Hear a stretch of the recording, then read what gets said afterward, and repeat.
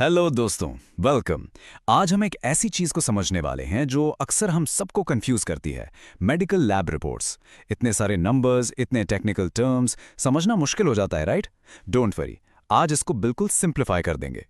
तो क्या आप फाइनली समझना चाहते हैं कि आपकी रिपोर्ट आखिर कह क्या रही है? The goal is simple, to give you the confidence to decode these reports. चलिए, लेट्स डाइव इन। ये रहा आज का हमारा road map. Will start with the basics, your complete blood count. फिर will check the body's filters, the liver and kidneys. उसके बाद will look at the engine and fuel, यानी heart health and sugar levels. फिर आएंगे body के regulators like hormones and vitamins. And finally, we'll look at some specific clues before learning the most important rule of all. Ready? Let's begin. सबसे पहले CBC यानी complete blood count. ये सबसे common और fundamental test में से एक है। Think of it as the starting point, a report का फर्स्ट चैप्टर जो हमारी जनरल हेल्थ का एक फैंटास्टिक ओवरव्यू दे देता है। ओके, फर्स्ट वैल्यू हीमोग्लोबिन या HB। ये आपके रेड ब्लड सेल्स के अंदर एक प्रोटीन है। So what does it do? इसका काम है ऑक्सीजन को आपके लंग्स से पूरी बॉडी तक ले जाना। अगर आपका HB लो है तो आपको वीकनेस और थकान फील हो सकती है। This is called anaemia. और अगर बहुत हाई है, it could be a sign of dehydration. अब इसको याद रखने का एक सिंपल सा ट्रिक है। Just think of haemoglobin as the oxygen taxi. Simple है। अगर टैक्सीज कम होगी तो ऑक्सीजन डिलीवरी कम होगी and the patient will feel tired. Make sense, right? Next we have white blood cells और WBCs। ये हैं आपकी बॉडी के defence soldiers, the army of your immune system. अगर इनका नंबर हाई है, it usually means your body is fighting an infection. But if the count is low, it could point towards a viral issue या फिर bone marrow की कोई problem. और इसको याद रखने का trick, WBCs are the body police. जब बॉडी में कोई प्रॉब्लम होती है, लाइक एन इन्फेक्शन, तो पुलिस फोर्स बढ़ जाती है। So, a high WBC count means the police are on high alert. Next up, platelets. ये छोटे होते हैं बट बहुत इंपॉर्टेंट सेल्स होते हैं। इनका मेन काम है ब्लड को क्लॉट करना, यानी ब्लीडिंग रोकना। अगर प्लेटलेट काउंट्स लो हो जाएं, जैसा कि डेंगू में होता है, तो ब्लीडिंग का रिस्क बढ़ जाता है। और अगर काउंट बहुत ज्यादा हो तो डेंजरस क्लॉट्स बन सकते हैं। और इसके लिए a very simple trick, just think of platelets as a blood plaster. जैसे ही कोई चोट लगती है, ये एक प्लास्टर की तरह वहां पहुंच जाते हैं to stop the bleeding. Easy to remember.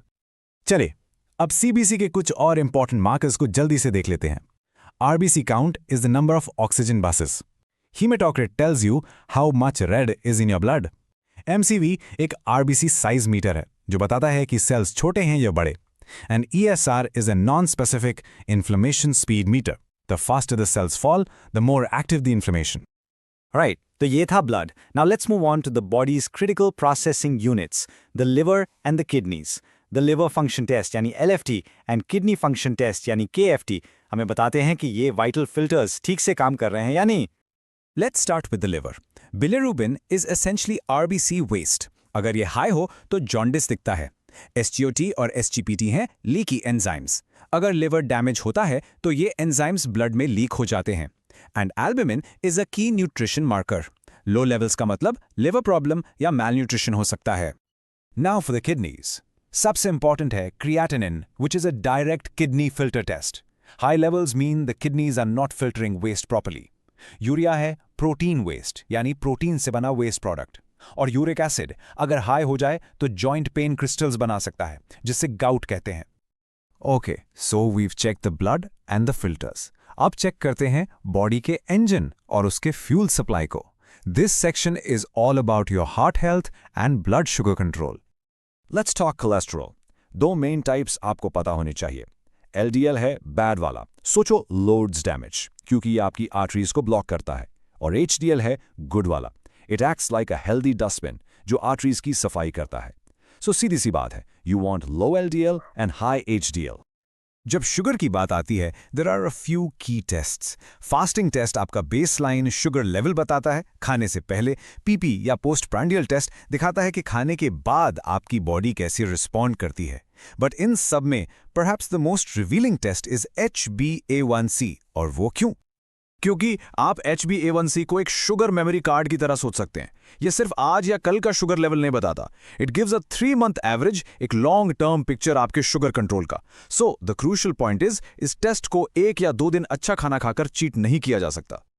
Excellent, let's move on. Basics के अलावा कुछ टेस्ट होते हैं जो बॉडी के कॉम्प्लेक्स रेगुलेटरी सिस्टम्स को चेक करते हैं।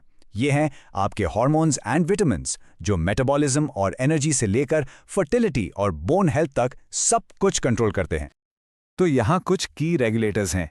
TSH या थायराइड स्टिमुलेटिंग हार्मोन आपके थायराइड का मास्टर कंट्रोलर है। You can think of it as the body's thermostat. For fertility AMH एक की टेस्ट है जो एक एग बैंक बैलेंस चेक की तरह काम करता है। और विटामिन D जो बोन्स और इम्यूनिटी के लिए जरूरी है is simply the sunshine vitamin. ये ट्रिक्स कॉम्प्लेक्स कॉन्सेप्ट्स को काफी आसान बना देते हैं। We're almost at the end. ये final section on specialised tests के बारे में है जिनको डॉक्टर्स स्पेसिफिक क्लूज ढूंढने के लिए यूज करते हैं, या तो किसी इन्फेक्शन को पहचानने के लिए या कुछ कंडीशंस को मॉनिटर करने के लिए। Here's a very useful rule for infection tests. किसी इन्फेक्शन को उसके अर्ली स्टेज में पकड़ने के लिए you look for the antigen जो वायरस या बैक्टीरिया का एक पार्ट होता है। एग्जाम्पल है डेंगू के लिए NS1 टेस्ट। और किसी लेटेस्ट स्टेज इन्फेक्शन या पास्ट इन्फेक्शन को डिटेक्ट करने के लिए you look for the antibody जो उस इन्फेक्शन के अगेंस्ट बॉडी का रिस्पॉन्स है। So remember, antigen for early detection, antibody for a later look. Now this is an extremely important point, so please pay close attention. Tumour markers cancer को डायग्नोस करने के लिए यूज नहीं होते हैं। It's best to think of them as an alarm, not a verdict. इनका main use है ट्रीटमेंट रिस्पॉन्स मॉनिटर करने के लिए या फॉलोअप के लिए। सिर्फ एक हाई वैल्यू का मतलब कैंसर नहीं होता। We've covered a lot of ground today, but now we come to the single most important piece of advice Ispure Explainer ka, the golden rule of reading any lab report. And here it is, मेरा final professors tip. कभी भी lab values को अकेले in isolation मत पढ़िए। एक report सिर्फ कुछ नंबर्स हैं। इसे हमेशा पेशेंट के सिम्टम्स और डॉक्टर के क्लिनिकल एग्जामिनेशन के साथ कोरिलेट करना जरूरी है। The numbers are just one piece of the puzzle. The real takeaway is this: the report supports the doctor, it doesn't replace them. Always discuss your report with your physician.